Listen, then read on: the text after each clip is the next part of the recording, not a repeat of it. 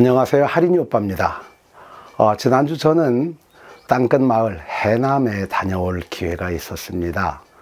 오랜만에 저 혼자 하는 여행이기도 했고 그날 워낙 재미난 일을 겪어가지고 제가 오늘은 그 이야기를 좀 들려드리려고 합니다. 해남에 있는 땅끝 순례문학관이라고 하는 곳에서 조각가 강대철 선생님과 시인 송기원 선생님, 그리고 평론하시는 유홍준 선생님까지 함께 모이셔서 어떤 행사를 하게 되셨습니다. 초청을 받아가지고 오랜만에 선생님들을 좀 뵐 겸 저도 내려갔다 왔지요. 갔다가 되돌아 올라오는 길이었습니다. 통영이라고 하는 곳에 효봉 선사께서 머무르셨던 미래사라는 절이 있기에 밤 늦은 시간에 통영에서 하룻밤을 자고 그리고 새벽에 그 미래사를 들러서 효봉 스님과 그분의 스승이신 석두 스님의 부도탑을 좀 참배하고 싶었습니다. 통영에 도착하니까 10시 50분 정도가 됐습니다. 저는 주머니에 이렇게 잔돈이 얼마 없어가지고 숙박을 해야 되는데 숙박비를 찾아야 하는 그런 급한 상황이 됐지요. 그래서 서둘러서 은행을 찾았습니다. 제가 거래하는 데는 농협밖에 없으니까 그래서 농협을 막 찾는데 한 두 곳을 갔는데 모두 문을 닫았습니다. 그래서는 부랴부랴 충무에 있는 어느 한 곳을 찾아가게 됐죠. 거긴 아직 문이 안 닫혀 있더군요. 그래서는 10시 55분경에 365 코너 그곳으로 달려 들어갔습니다. 제가 옛날 사람이라 저는 통장이 없어지는 그날까지 통장으로만 거래를 하겠다라고 마음을 먹었습니다. 왜냐하면 통장을 가지고 은행을 나가야 은행에 오신 할머니, 할아버지들도 만나고 하니까 제 나름대로는 이 삼척 산속에 살면서 나들이를 하기 위한 핑계입니다. 어쨌든 통장을 들고 CD기 앞으로 가서 급히 조작을 했지요. 그래서는 이제 제가 오늘 통영에 머무르면서 잠도 자고 먹기도 해야 되니까 그만큼의 비용을 출금을 하려고 버튼을 다 눌렀습니다. 그래서는 글자가 새겨지는 찍찍하는 그 기계 소리와 함께 돈을 세는 소리가 다르륵 납니다. 그 순간이었습니다. 방송이 나오더군요. 업무가 종료되었으니 속히 밖으로 나가시기 바랍니다. 그러더니 CD기가 그냥 다 꺼져버리는 거예요. 이런, 보니까 11시입니다.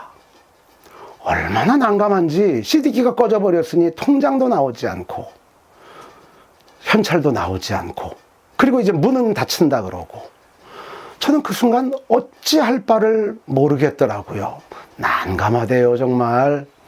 그래가지고는 문 밖으로 뛰어나갔다가 문 안으로 들어왔다가 배를 호출을 했다가 별별 방법을 다 써도 아무런 방편이 생기지를 않더군요. 누구도 찾아오지 않고요.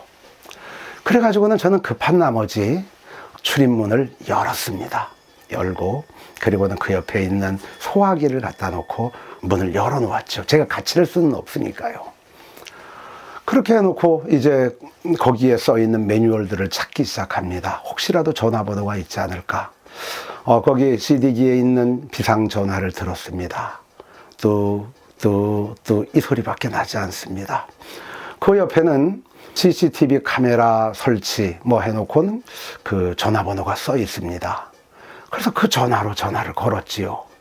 그랬더니 지금은 업무 시간이 아닙니다. 업무 시간에 연락 주시기 바랍니다. 이렇게 나오는 겁니다. 아니 나는 가도 오도 못하는 정말 그 난감한 상황이 딱 벌어졌는데 낯선 도시에서 누구에게도 도움을 청할 수 없는 그런 상황을 맞이하고 만 거지요. 오늘 낮에 돌아보았던 해남과 강진 그곳에 유배 오셨던 분들 그리고 오랜 역사 속에서 소외된 삶을 사셨던 분들의 심정이 이러하지 않았나라는 생각이 들어졌습니다.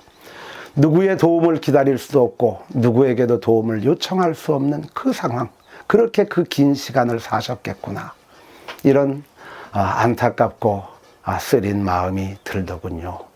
어쨌든 저는 해결을 해야 되니까 방법이 없어서 119에 전화를 했습니다. 119는 일일이 구해주는 곳 아닙니까? 그래서 난 딱 그 생각이 나길래 전화를 드렸더니 무슨 일이냐? 그래서 제가 지금 처하고 있는 상황을 설명을 했지요. 그랬더니 119에서 일단 출동은 하지만 119에서도 어떻게 하지 못한다.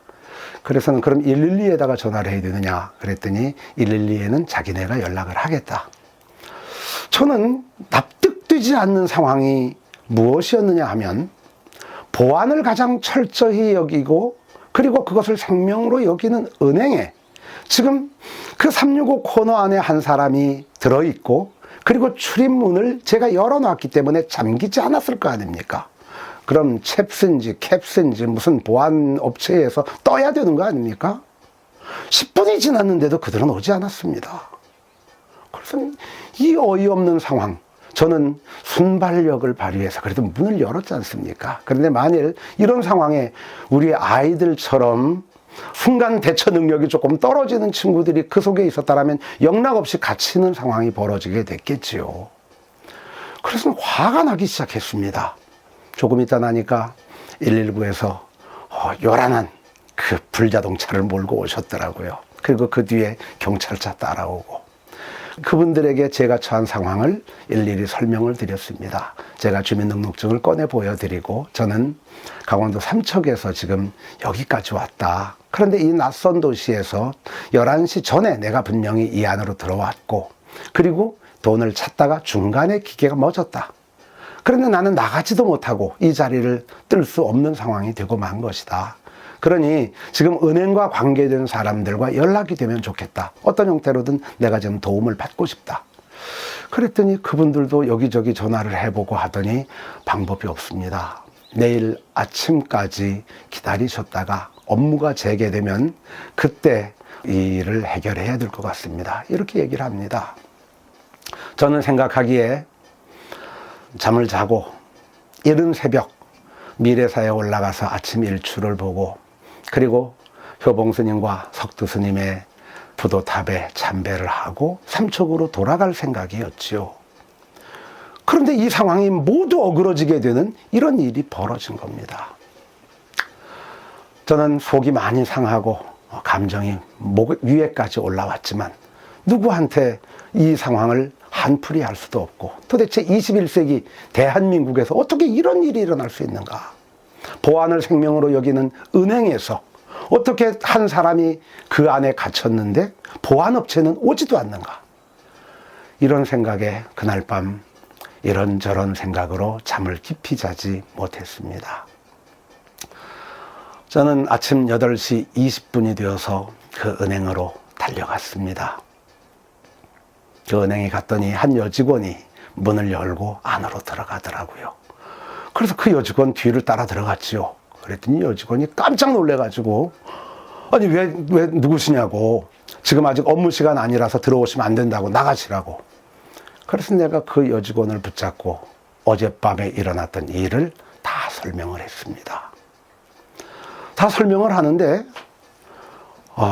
조금 있다가 지점장이 출근을 하고 부지점장도 출근을 하고 사람들이 하나둘 들어오더라고요. 근데 그 사람들이 저를 위아래로 훑어보면서 마치 아침부터 진상 손님이 하나 나타나가지고 진상을 부리고 있는 것처럼 그런 눈으로 저를 보기에 몹시 마음이 상했지요. 그래갖고 직원들이 다 듣도록 그 상황을 다시 설명했습니다. 내가 어젯밤에 이곳에 갇혔다. 그리고 11시가 되기 전에 통장을 넣었고 현찰을 찾도록 다 기계가 작동을 하다가 순간 기계가 멈춰버렸다. 그래서 나는 삼척으로 올라가야 되는 그 상황조차 다 어그러지고 나의 오늘 하루 일과가 지금 이곳에 통영에 발이 묶이고 만 것이다. 어떻게 책임질 거냐 당신들. 그랬더니 이 사람들 모두 자기 일이 아니라는 듯 다 딴짓을 하고 있고 지점장도 모른 척하고 지점장실로 들어가 버리더라고요. 그래서 막 터지기 직전이었죠. 소리를 막 질러버리기 직전인데 처음 출근하셨던 그 직원이 웃으면서 그럽니다. 얼마나 놀라셨어요. 정말 많이 그 낯선 도시에서 힘드셨을 것 같습니다. 많이 안타깝지만 제가 어떻게 할 수 있는 방법이 없네요. 차라도 드리겠습니다. 그러면서 가가지고는 유자차를 타가지고 따뜻하게 가지고 오셨더라고요. 그 순간 조금 마음이 녹아내리더군요.